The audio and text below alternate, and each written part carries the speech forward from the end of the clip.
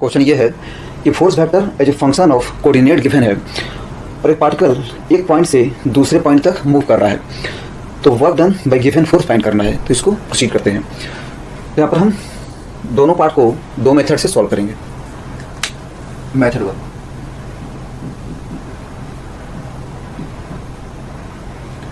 पहले पार्ट 1 को सॉल्व करते हैं। तो यहाँ पर हम क्या करेंगे कि फोर्स का एक्स कंपोनेंट, वाई कंपोनेंट और जेड कंपोनेंट तीनों को पहले फाइंड करेंगे। We have x component of the force equal to a into Y plus z i cap and y component of the force equal to a into x plus z j cap and z component of the force equal to a into x plus y k है, ठीक है। और ये given है कि initially particle point A पे था, point A का कोऑर्डिनेट 0,0,0 के इक्वल है और फिर पार्टिकल पहले एक्स एक्सिस के पैरेलल मूव करता है, फिर वाई एक्सिस के पैरेलल मूव करता है और फिर जेड एक्सिस के पैरेलल मूव करते हुए पॉइंट बी तक पहुंच जाता है, ठीक है। तो ये कन्फर्म है कि फर्स्ट मूवमेंट के बाद पार्टिकल पॉइंट ए, 0,0 तक आएगा। This movement is parallel to x axis. Again next movement के बाद पार्टिकल ए, 0 तक आएगा and this movement is parallel to y axis. और लास्ट में पार्टिकल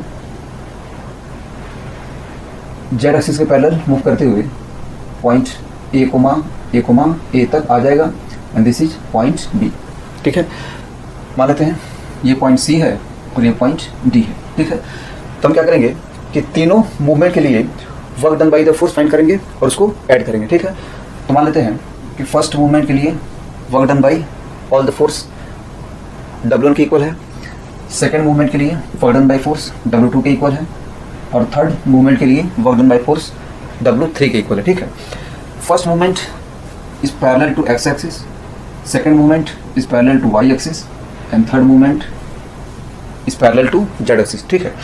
तो कंफर्म है कि फर्स्ट मूवमेंट के लिए एफ वाई और एफ जेड दोनों का वर्क डन 0 होगा क्योंकि दोनों फोर्स डिस्प्लेसमेंट के परपेंडिकुलर है, ठीक है। डिस्प्लेसमेंट एक्स एक्सिस के अलोंग है और ये दोनों फोर्सेस वाई और जेड एक्सिस के अलोंग है, ठीक है। तो फर्स्ट मूवमेंट के लिए एफ वाई और एफ जेड का वर्क डन 0 होगा, ठीक है। मतलब फर्स्ट मूवमेंट के लिए सिर्फ एफ एक्स का वर्क डन होगा। Similarly second movement y axis के पैरेलल है तो इसमें एफ एक्स और एफ जेड दोनों का वर्क डन 0 होगा। Again third movement z axis के पैरेलल है तो इस मूवमेंट के लिए एफ एक्स और एफ वाई दोनों का वर्क डन 0 होगा, ठीक है। तो पहले W1 फाइंड करते हैं। तो W1 सिर्फ एफ एक्स की वजह से होगा, ठीक है। So let us find fx for this path, ठीक है। इस पाथ के लिए पार्टिकल एक्स एक्सिस के लोग मूव कर रहा है तो ये कंफर्म है कि y और z दोनों 0 होगा, ठीक है। हम देख सकते हैं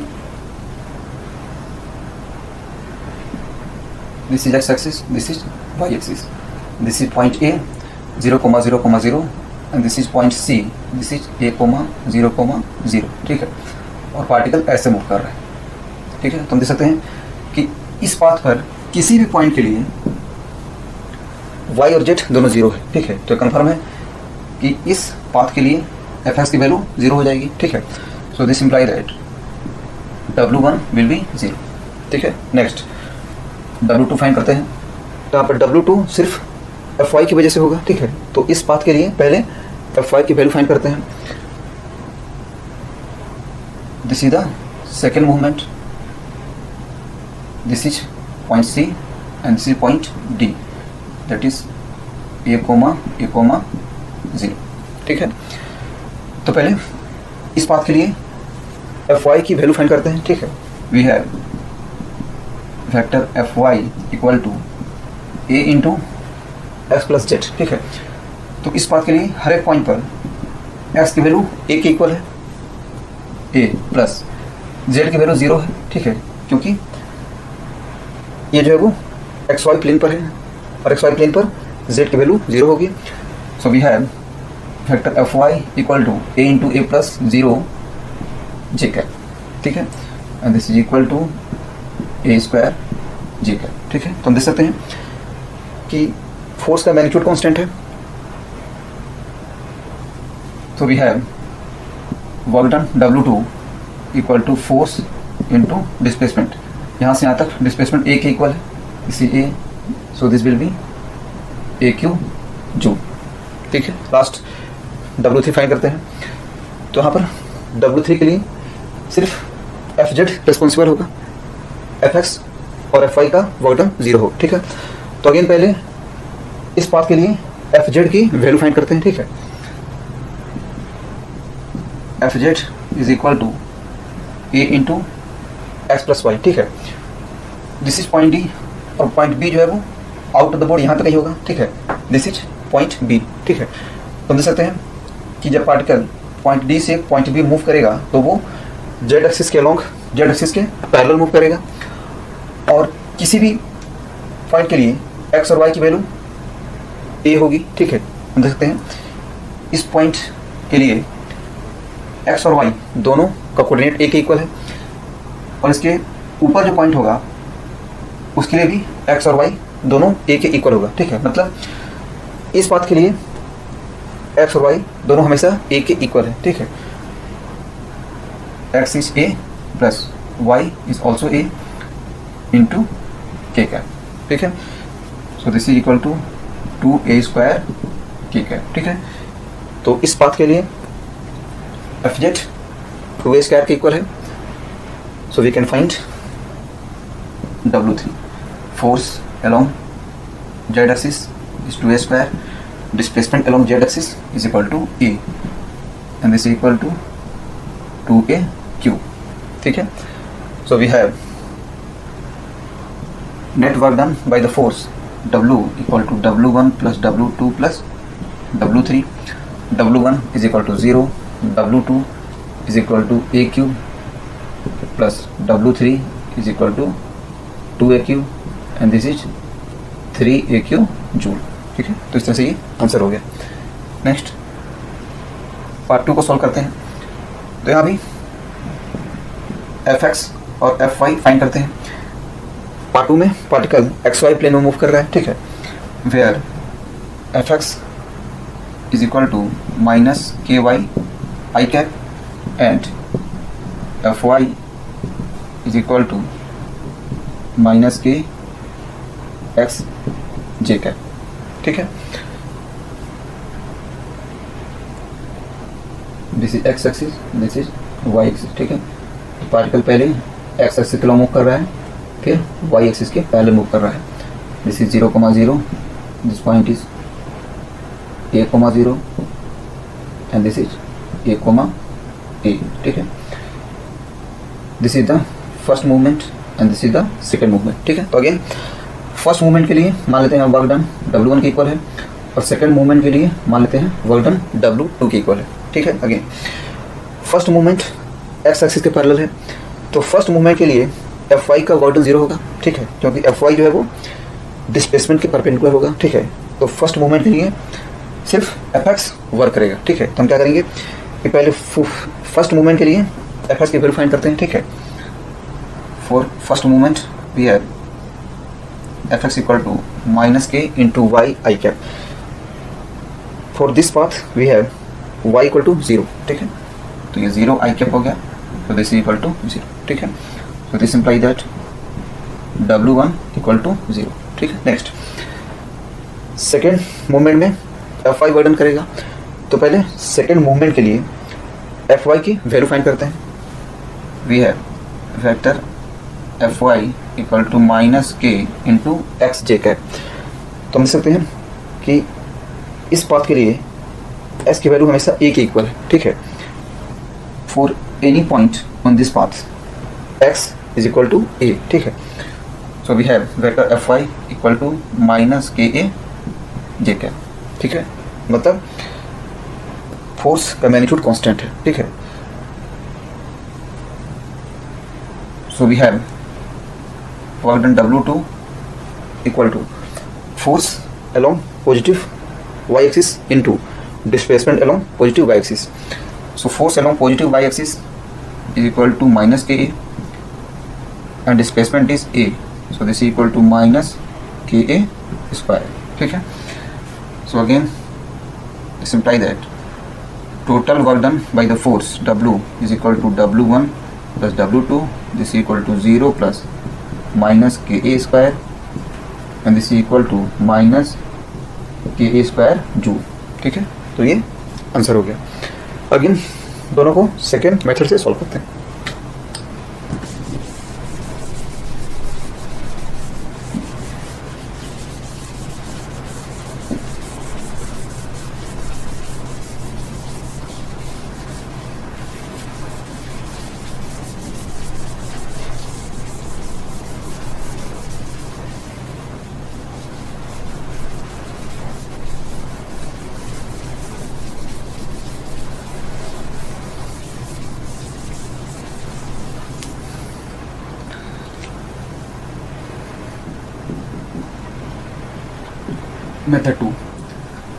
मेथड टू के लिए कॉन्सेप्ट ये है कि अगर ये मालूम चल जाए कि फोर्स कंजर्वेटिव इन नेचर है तो उस केस में हम work done by force easily find out कर सकते हैं, क्योंकि कंजर्वेटिव फोर्स का वर्क डन सिर्फ इनिशियल और फाइनल पोजीशन पे डिपेंड करता है और वो पाथ पे डिपेंड नहीं करता है. ठीक है.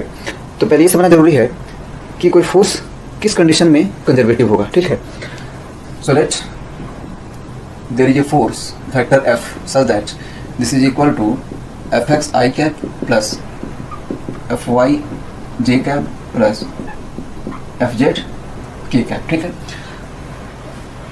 तो इस फोर्स के कंजर्वेटिव होने के लिए तीन कंडीशन फुलफिल होने चाहिए.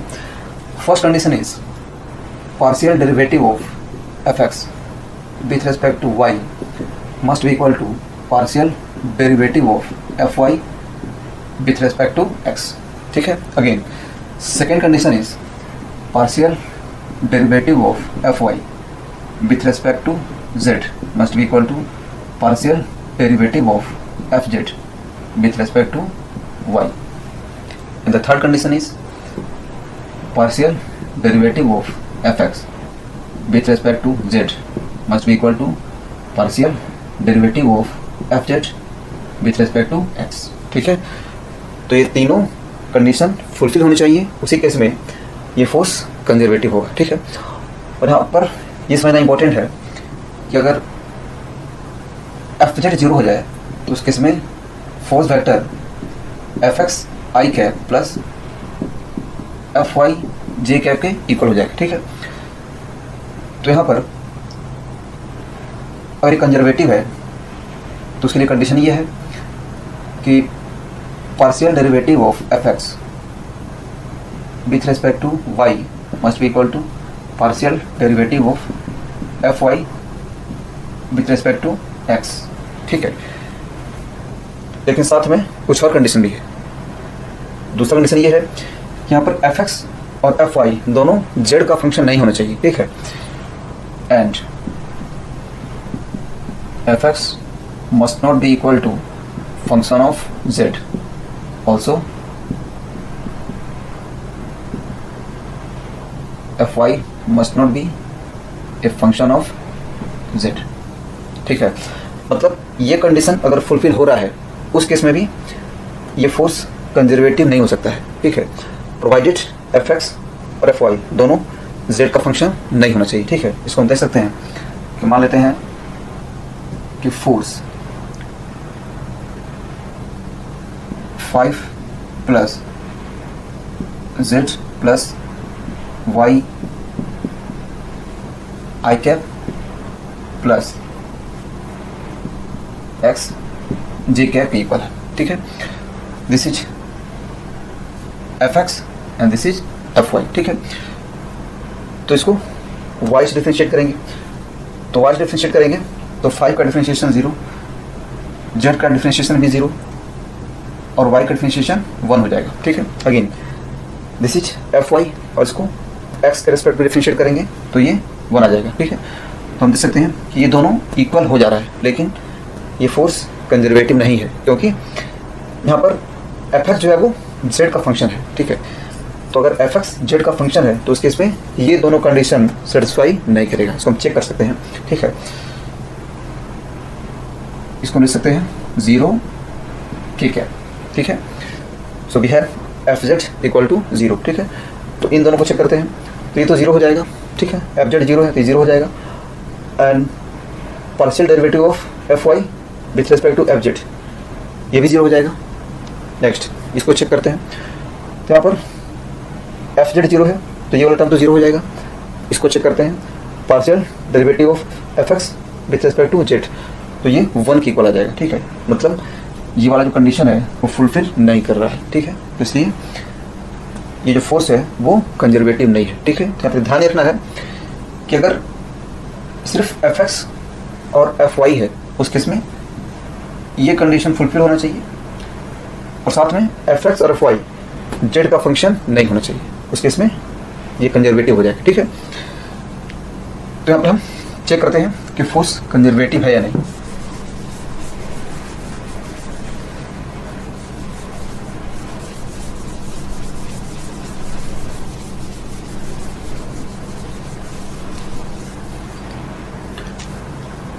We have fx equal to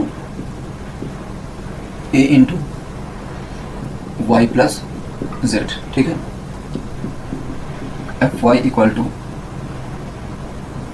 a into x plus z and fz is equal to a into x plus y, ठीक है। तो तीनों कंडीशन को 1 by 1 चेक करते हैं, ठीक है। तो पहले इसको डिफरेंशिएट करते हैं y के रिस्पेक्ट में। We have partial derivative of F x with respect to y equal to a into 1 plus 0, this is a, ठीक है। y के रिस्पेक्ट में z का डिफरेंशिएशन 0 हो जाएगा, ठीक है। Again derivative of F Y with respect to x equal to, इसको x का रिस्पेक्ट डिफरेंशिएट करते हैं तो हो जाएगा a into 1 plus 0, this is equal to a, ठीक है। तो फर्स्ट कंडीशन होल्ड कर रहा है। सेकंड कंडीशन को चेक करते हैं, तो again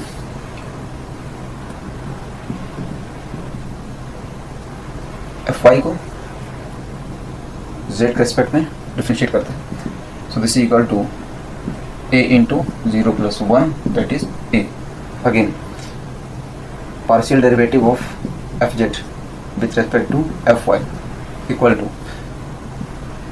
a into 0 plus 1, this is again equal to a, ठीक है। तो अगेन ये दोनों भी होल्ड कर रहा है, ठीक है। लास्ट इन दोनों को करते हैं, so we have partial derivative of F x with respect to z equal to हो जाएगा a into 0 plus 1, that is a, and partial derivative of fz with respect to x equal to हो जाएगा a into 1 plus 0, this is again equal to a, ठीक है। हम देख सकते हैं कि तीनों कंडीशन होल्ड कर रहा है, तो कंफर्म है कि जो फोर्स है वो कंजर्वेटिव है, ठीक है।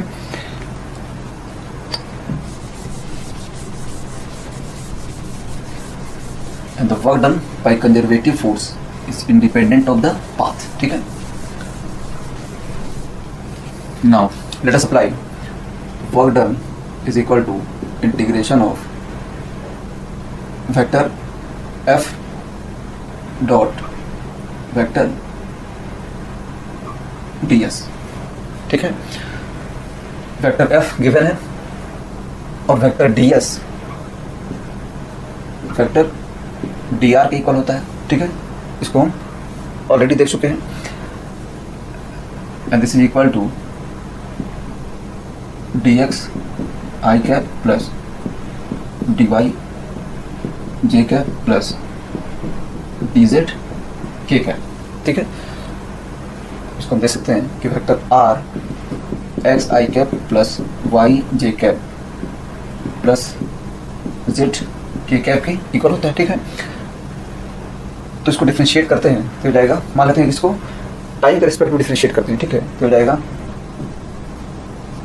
D r by d t is equal to d x by d t i cap plus d y by d t j cap plus d z by d t k cap. ठीक है, again d t को cancel कर देते हैं। ठीक है, so we have vector d r equal to d x i cap d y z cap and d z k cap. ठीक है, तो इस तरह से ये प्रूव हो गया।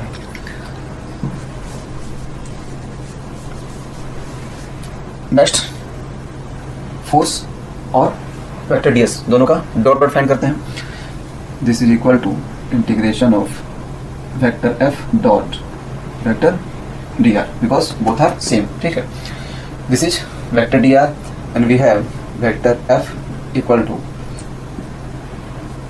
ए into Y plus z i cap plus A into x plus z j cap plus A into x plus y k cap. ठीक है, so we have work done equal to integration of, तो इन दोनों का dot product find करते हैं।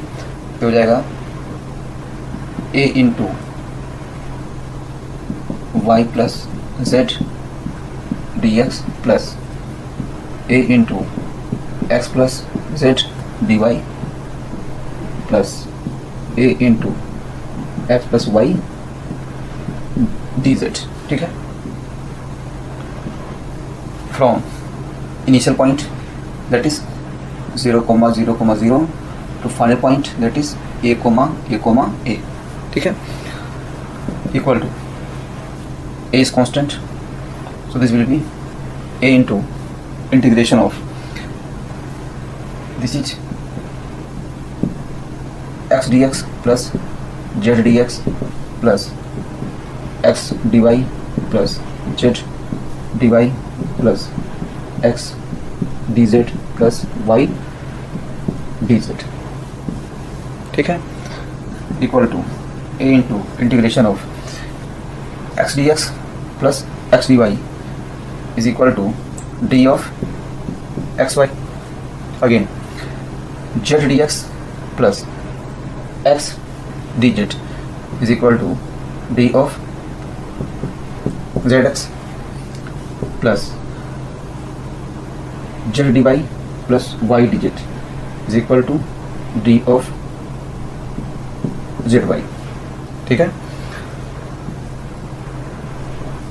तो तीनों को बारी बारी से इंटीग्रेट कर देते हैं। ये हो जाएगा a इंटू इसका इंटीग्रेशन एक्स वाई हो जाएगा, इसका इंटीग्रेशन जेड एक्स हो जाएगा प्लस इसका इंटीग्रेशन जेड वाई के इक्वल हो जाएगा। ठीक है, limit is from 0,0,0 to a। ठीक है, पुट करते हैं। So this imply that w is equal to a into, ठीक है, तो पहले a पुट करते हैं। तो हो जाएगा a square plus A square plus A square minus 0 put करते हैं। तो हो जाएगा 0 प्लस 0 प्लस 0। ठीक है, so this imply that work done is equal to 3a square into a that is 3a cube joule. तो आंसर हो गया। ठीक है, तो अगर फोर्स कंजर्वेटिव नेचर है तो हम इस तरह से उसका वर्क डन फाइंड आउट कर सकते हैं। ठीक है, और आप हम देख सकते हैं कि work done by the force सिर्फ इनिशियल और फाइनल पोजीशन पे डिपेंड कर रहा है। This is independent of the path followed. ठीक है, तो ये आंसर हो गया। नेक्स्ट पार्ट 2 को सॉल्व करते हैं।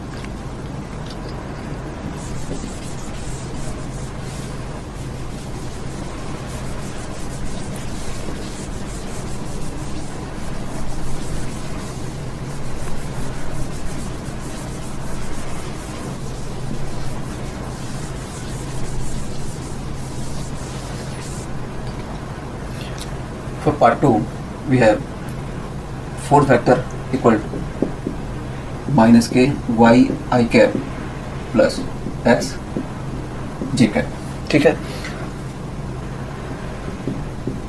so we have fx equal to minus ky and fy equal to minus kx। ठीक है, तो यहाँ पर fx और fy दोनों z का फंक्शन नहीं है, तो सिर्फ एक कंडीशन चेक करना है, partial derivative of F x with respect to Y और partial derivative of F Y with respect to X. ठीक है, तो ये दोनों अगर इक्वल आ जाता है तो फोर्स कंजर्वेटिव इन नेचर हो जाएगा। ठीक है, तो इसको फाइंड करते हैं। तो this will be minus k and this is also equal to minus k. ठीक है, हम देख सकते हैं कि दोनों इक्वल हो जा रहा है और एफ एक्स और एफ वाई दोनों जेड का फंक्शन नहीं है, तो कन्फर्म है कि जो फोर्स है वो conservative, this force is conservative. ठीक है, so again we had work done equal to integration of vector f dot vector d r. ठीक है, initial point is 0,0 and the final point is a, a। ठीक है, तो अब सिर्फ initial और फाइनल पॉइंट से मतलब है। ठीक है, क्योंकि ये जो इंटीग्रेशन है वो पाथ के इंडिपेंडेंट आएगा, क्योंकि फोर्स कंजर्वेटिव इन नेचर है। ठीक है, equal to integration of d r vector is equal to d x i cap plus d y j cap plus d z k cap, ये होता है। ठीक है, लेकिन यहाँ पर के कैप का कोएफिशिएंट 0 है, तो इन दोनों का डॉट निकालते हैं, तो हो जाएगा माइनस के y d x plus minus के एक्स डी वाई प्लस 0। ठीक है, फ्रॉम 0,0 टू a, ठीक है। So this implies that work done W is equal to minus k common, and this is integration of y dx plus x dy, that is d of xy। ठीक है, from 0,0 to a equal to minus k, इसका integration xy हो जाएगा, this is xy limit 0,0 to a। ठीक है, so this implies that work done is equal to minus k a square. ठीक है, तो हम देख सकते हैं कि अगर फोर्स कंजर्वेटिव है तो हम easily work done by the force find out कर सकते हैं, क्योंकि कंजर्वेटिव फोर्स के लिए वर्क डन सिर्फ इनिशियल और फाइनल पोजीशन पे डिपेंड करता है और उसको हम इजीली इंटीग्रेट कर पाएंगे। ठीक है, तो इस तरह से ये सॉल्यूशन हो गया। Thank you.